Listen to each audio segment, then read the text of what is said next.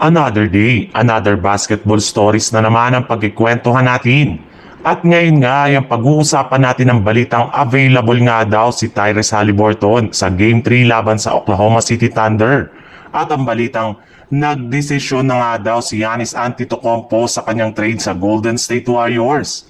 Sa pagpunta nga ng NBA Finals sa lugar ng Indianapolis sa Game 3 at Game 4, ay may pagkakataon na nga ang Indiana Pacers na makuha ang commanding 3-1 lead kung may papanalo nila ang kanilang susunod na dalawang laro laban sa Oklahoma City Thunder.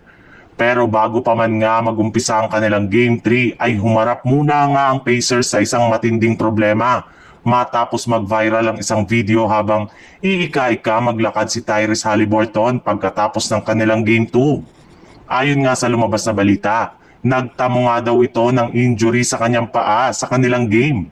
Ngunit mismong head coach na naman ng Pacers ang nagsabi na inaasahan nga daw nila na maglalaro pa rin si Tyrese Haliburton sa kanilang Game 3 sa kabila ng pagtatamo nito ng injury.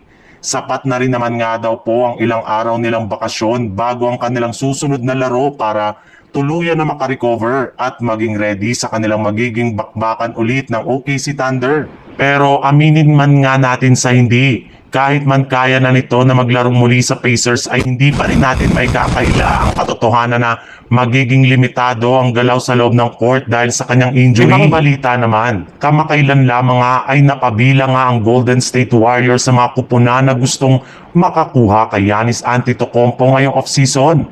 Pasalukuyan na rin naman nga daw itong available sa trade market matapos malaglag na naman ang maagang Milwaukee Bucks sa playoffs.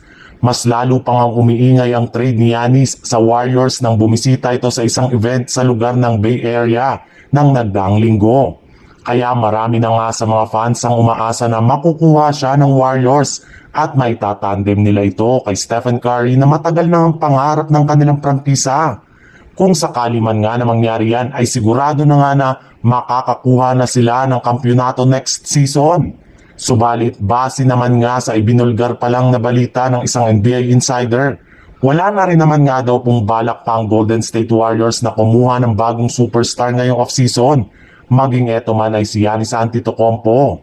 Alam na rin naman nga ng kanilang front office na walang balak si Giannis na mag-request ng trade at wala rin plano ang Bucks na ipamigay ito ngayong off-season. Kaya mas mabuti nga kung tatapusin na lamang nila ang desire ng team sa pagkuha dito at mas mag-focus na lang sila sa ibang bagay na tunay na makakapag-improve sa kanilang lineup.